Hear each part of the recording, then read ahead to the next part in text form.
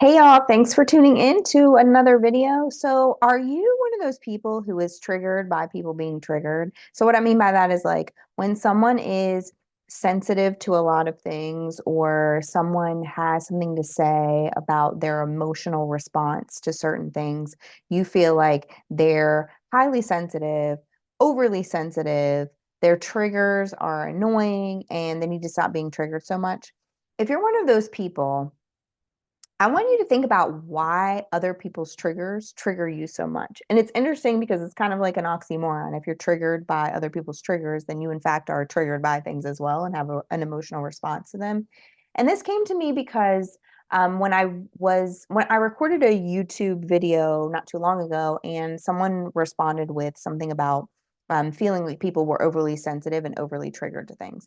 And while that could be true, some people are, always find a problem with everything.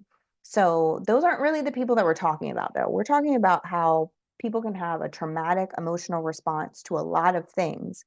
And, he was saying, like, I think that people just need to develop thicker skin and, like, kind of get over things. And yeah, that's the reality is that the reason that people have so many triggers is because they haven't healed from things that have happened to them in the past. So if someone has a ton of triggers, this is just data showing you that they need help with healing. It's not necessarily an annoyance or a frustration.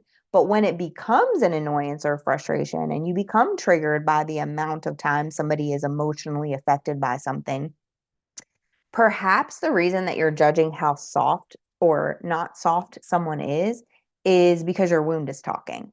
So, what I mean by that is when you're uncomfortable with people having emotional responses and reactions to things, perhaps it's because you need other people to be tougher so that the masks that you've created for yourself, that you've built up as defenses for yourself, feel more normalized. So if you're one of those people who's like, I'm tough and I'm strong and, I don't cry and I don't have emotions and, all of these outlandish things that aren't true for anyone because all humans and the human experience requires us to have some sort of emotions. However, if you're one of those people who walk around talking about how tough you are and how you're not emotional and how you respond to the world, by being this toughened exterior person, you don't let anything affect you and you're hard or whatever it is, maybe the reason why you're so triggered by people having emotions is because you haven't ever allowed yourself to have them. Maybe it's because you have a little bit of envy inside of you that says, oh, that person has emotional responses to a lot of things, but they allow themselves to, instead of building up this hardened exterior so that they can protect themselves as a defense mechanism because they feel like emotions create vulnerability and vulnerability allows people in to actually see them. And when people see them, then that means that they have more access to them. And so maybe that's your thing. Maybe it's just that you want it to be normal to be a hardened version of a person. And the more people around you start to access their emotions, the more uncomfortable it makes you. And I see this a lot with like people who grew up with parents who kind of manipulated them into thinking that if they had a roof over their head and food to eat, then their parents did their job. And, while that's probably thought to be the parents doing their job, in the 50s, now, like a part of parenting is accessing your kids' emotions and making sure that they have emotional intelligence. And maybe that wasn't as apparent then, no pun intended, as it is now, but it is now. Like we have research around the fact that you need to teach your kids to be emotionally intelligent. And so maybe those people who grew up in those environments or have those generational curses that continue in their families will say that emotions make them uncomfortable. But now that we have accessed and have enough information to say that as a parent, like part of your job is to make sure that your kid has some sort of emotional capacity to deal with situations around them, and we're like teaching them to do that. Perhaps the generation in between are the people who have been told it's okay to feel emotions but don't really have the tools to be able to access their emotional maturity, and so they have a struggle in there. They don't like for people to be able to feel their full emotions because they've built up a barrier around their own because they were never told that it was okay for them. Or perhaps the unpredictability of emotions and people having triggers makes you feel out of control.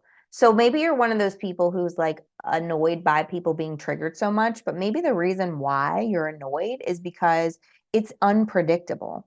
You can't control other people's emotions. Like you can use them as data and you can tell when somebody's historically this way when something happens. And that's good data to have because then you know how to avoid it or how to change your behavior in order for them to not feel that way based on your actions. So you can kind of control your own behavior to not affect and hurt the people around you. But you can't control what someone is triggered by. You can't control other people's emotions. And maybe if you're triggered by somebody having those emotions, it's because you really want control.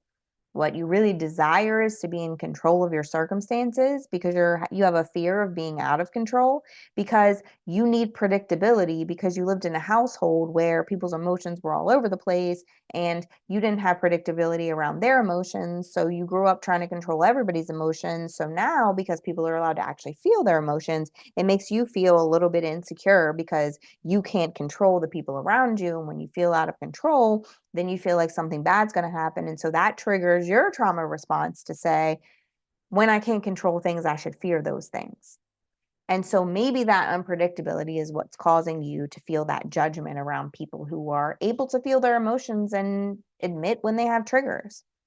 And the last thing is, and this is just the overarching thing that I've just been saying several times without actually saying it, is when you have a judgment of the way someone is, when you don't hold space for the way that they respond, when you determine their entire character based on some of their characteristics, which are around their emotions and the way that they respond to them, really what that tells the people around you is that you have a fear of not being safe in this environment.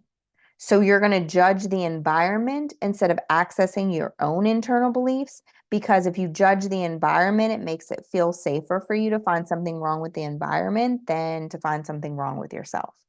To find something that needs to be fixed in your environment, i.e., people or circumstances or experiences or situations, than to find something that you need to work on inside yourself. Because it's easier to judge external things and say they need to fix this, do this, or be this than it is to say, I need to fix this, do this, or be this, because after you say that about yourself, then work happens. Work has to come after that. And if you recognize it, now you got to work on it, right?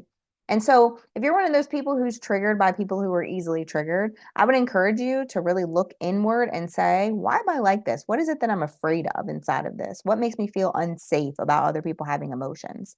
And if you're one of those people who is highly sensitive and you have emotions around a lot of things, not the type of person who's nitpicky and finds something wrong with everything, but like you're highly sensitive to other people's emotions and the way they feel and your experiences and the way that they make you feel, I would encourage you to just really take data of the people around you who get annoyed by that because oftentimes you'll find that those people don't want you to feel your emotions because it makes them feel unsafe to have someone around them who allows themselves to take down their wall and feel emotions.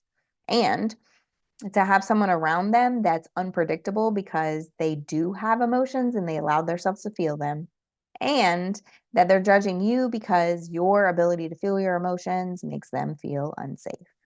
If you like this video, I would love for you to like and subscribe to my channel and also share it with other people because knowledge gained just kept to ourselves is selfish, but if we share it with other people, we might help them to get out of the bondage of their experience so that they can live a life of peace. Thanks for tuning in, and I'll see you again next time.